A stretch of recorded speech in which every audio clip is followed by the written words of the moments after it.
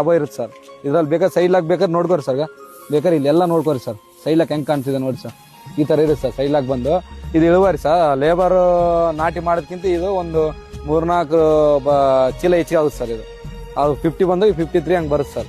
ಅದು 45 ಬಂದು 50 ಬರುತ್ತೆ ಸರ್. ಈ ಥರ ಇದೆ. ಅದೇ ಇಲ್ಲಿ ನಮ್ಮ ಮಾಮೂರು ಇಟ್ಟಿದ್ದಾರೆ ಸರ್ ಅವರು ಲೇಬರಿಂದ. ಲೇಬರ್ ಸಮಸ್ಯೆ ಹೆಂಗಿದೆ ನೋಡಿ ಸರ್. ಎಷ್ಟು ಬಂದಿದೆ ಇದು ನೋಡಿ. ಇಷ್ಟೇ ಇರೋದು. ಇದೆಷ್ಟು ಬಂದಿದೆ ಇಷ್ಟೇ ಇರೋದು ಸರ್. ಇದು ನೋಡಿ ಇದು ಎಷ್ಟು ದಪ್ಪ ಕಾಣ್ತಾ ಇದೆ ನಿಮಗೆ.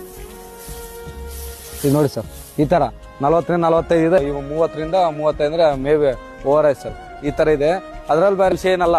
ನರ್ಸರಿ ಹಾಕೋಣತ್ನಾಗೆ ಅವ್ರು ಹೇಳ್ತಾ ಇದ್ದಾರೆ ಟಿಲ್ಲರ್ ಹೊಡ್ಕೊಂಡು ಮಣ್ಣು ಬೇಸು ಹಳ್ಳಿಲ್ದಂಗೆ ಕಲ್ಲು ಸಣ್ಣ ಕಲ್ಲು ಇಲ್ದಂಗೆ ಸ್ವಲ್ಪ ಎರೆಮಣ್ಣು ಆಗುತ್ತೆ. ಎರೆಮಣ್ಣು ಆದರೆ ಅದ್ರೊಂದು 3 ಲೇಬರ್ ಇದ್ರೆ ಆರಾಮಾಗಿ ನಾವು ಸೀಟ್ ಕೊಡ್ತಾರೆ. ಅದು ಸೀಟ್ ಪೇಪರ್ ಹಾಕಿ, ಪೇಪರ್ ಅಂತ ದೊಡ್ಡ ವಿಷಯ ಅಲ್ಲ ಸರ್.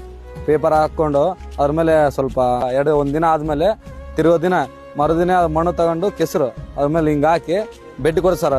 ಇದು ಕೊಡ್ತಾರೆ ಸರ್. ಅದು ಫ್ರೇಮ್ ಕೊಡ್ತಾರೆ. ಫ್ರೇಮ್ ಮೇಲೆ ಮಿಷನ್ ಕೊಡ್ತಾರೆ. ಮಿಷನಿಂದ ಕಾಳು ಹಾಕಿದ್ರೆ ಅದೇ ಆರಾಮಾಗಿ. ಅದೇ ದೊಡ್ಡ ವಿಷಯ ಏನಲ್ಲ ಸರ್. ನಮಗೆ ಬೀಜ ಹಾಕೋದು ನಾಟಿ ಮಾಡೋದು ದೊಡ್ಡ ವಿಷಯ ಅಲ್ಲ ಸರ್.